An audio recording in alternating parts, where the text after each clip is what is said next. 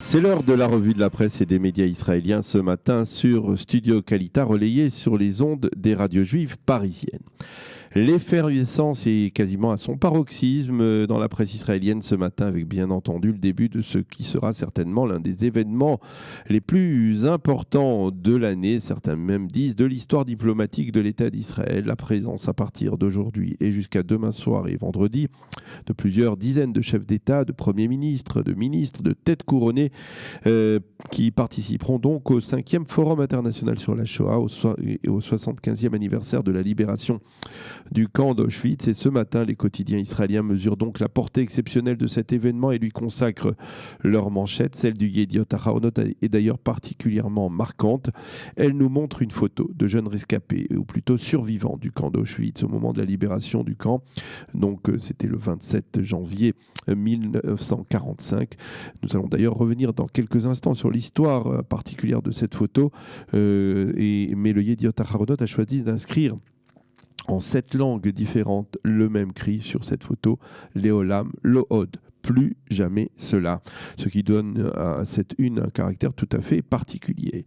Le Israël Hayom lui a choisi de nous montrer la salle des noms et des photos de Yad Vashem, probablement l'une des salles les plus émouvantes du mémorial. Et le journal parle de l'honneur mondial fait à l'État d'Israël par ces dizaines de chefs d'État à l'occasion donc de cette journée internationale de la Shoah. Et ce matin, tant le Yediot Ahronoth que le Israël Hayom, pour ne parler que des deux principaux quotidiens israéliens, publient des éditoriaux légèrement différents. Du président de l'État, Reuven Rivlin, qui sera, il faut bien l'avouer, un homme très occupé au cours des 2 prochains jours, puisque selon le protocole, c'est lui qui est l'hôte officiel de ces chefs d'État.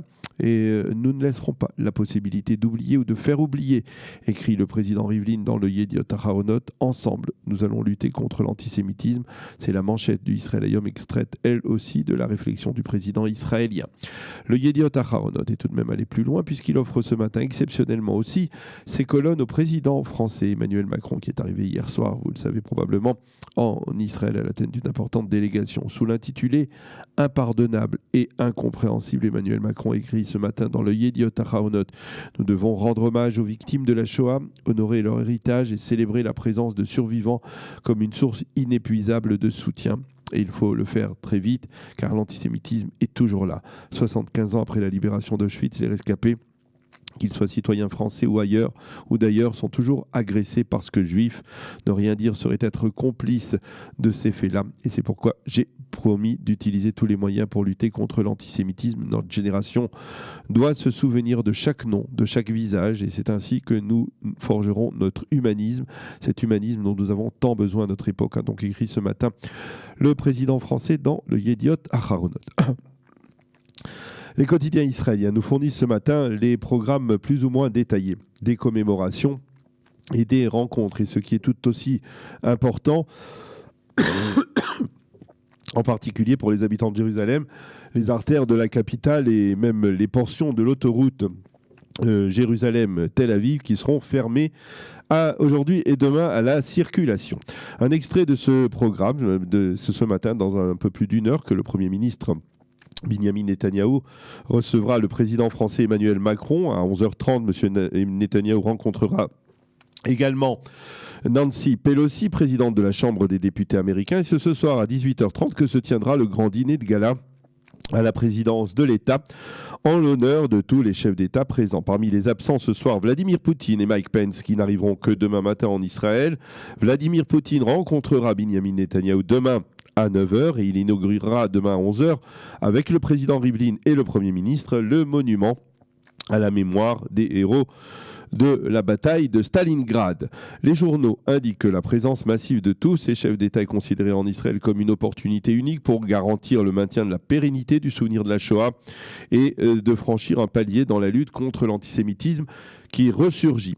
Alors ensuite, les journaux nous fournissent des détails plus croustillants de ce sommet international sans précédent, comme par exemple le menu du repas de gala ce soir à la présidence, un menu forgé autour de plats typiquement israéliens. Il faut également souligner que les journaux télévisés d'hier soir nous préparent à ces commémorations en diffusant de nombreux reportages liés aux rescapés de la Shoah. Et justement, à ce propos, je voulais vous parler de cette photo qui orne la une du Yediot Ahronoth ce matin, une photo d'enfants rescapés de la Shoah au moment de la libération d'Auschwitz. Eh bien, hier soir, la chaîne 13 de la télévision israélienne a publié un émouvant reportage sur 3 de ces enfants qui sont encore en vie et vivent en Israël. Ils se sont retrouvés ces derniers jours et se sont reconnus sur la photo. Ils ont raconté qu'en fait, il s'agissait là d'un montage et même d'une sorte de mise en scène réalisée par les photographes officiels de l'Armée rouge. Ce sont eux qui leur ont demandé de revêtir ces pyjamas et de poser ainsi pour la postérité. Leurs retrouvailles, telles qu'elles ont été filmées et diffusées hier soir, sont particulièrement émouvantes. D'autres titres dans la presse israélienne de ce matin, en dehors de ces commémorations de la Shoah, le Yediot Ahronoth revient ce matin sur une double page sur la possibilité d'une libération de Nahama Issachar. L'instant de vérité pour Nahama, titre le quotidien en nous indiquant que la famille et tout un pays attendent de Vladimir Poutine qu'il gracie la jeune israélienne détenue en Russie, mais le journal lève le voile sur le prix qu'Israël risque de devoir payer en échange de cette libération. Une exigence qu'Israël cesse d'expulser, par exemple, des citoyens russes qui sont soupçonnés d'être des réfugiés illégaux, des émigrés du travail. Attente également qu'Israël adopte le narratif russe dans le débat historique qui l'oppose actuellement à la Pologne sur le rôle de ces deux pays durant la Seconde Guerre mondiale. Et enfin, ce qui risque d'être plus dur, eh bien, la restitution à la souveraineté russe de l'esplanade dite du Migrash Haroussim, le terrain des Russes, au cœur de Jérusalem, un terrain qui n'est pas loin de là où nous nous trouvons et sur lequel se situe entre autres le commissariat central de la police israélienne de la capitale. Les quotidiens israéliens se penchent également ce matin sur le lancement de la campagne électorale du Likoud hier soir, avec 2 développements intéressants. L'accueil chaleureux reçu par Yuli Edelstein lors de ce lancer de cette campagne électorale. Yuli Edelstein qui ces derniers jours, on le sait, a été accusé par l'entourage de Benyamin Netanyahou de trahison pour n'avoir pas empêché la tenue la semaine prochaine d'une séance plénière de la Knesset qui doit valider la formation de la commission parlementaire qui est habilitée à débattre de l'immunité de Benyamin Netanyahou. Et puis second point important, dans le discours de Benyamin Netanyahou, sa décision de présenter probablement durant cette même séance du Parlement israélien mardi prochain un projet de loi visant à instaurer la souveraineté israélienne sur la vallée du Jourdain. Un projet qui suscite d'ailleurs des remous au sein de Bleu-Blanc. En effet, au sein de la formation israélienne, on est persuadé, comme l'a dit le député Elazar Stern, qu'il est possible de convaincre un électorat de droite de voter en faveur de Bleu-Blanc. Et donc hier, Benny Gantz s'est rendu en tournée dans la vallée du Jourdain. Il a promis de promouvoir l'instauration de la souveraineté israélienne sur cette vallée, mais uniquement avec un aval de la communauté internationale, ce qui l'a tout de même conduit à essuyer des critiques des rangs de la gauche idéologique. Ainsi, le Maariv cite Nitzan Horowitz, le leader de Meretz, qui a affirmé de manière imagée « Attention, Benny, à force de vouloir vous doubler à droite, vous risquez de provoquer un accident. » Voilà pour cette revue de la presse et des médias israéliens ce matin sur Studio Kalita.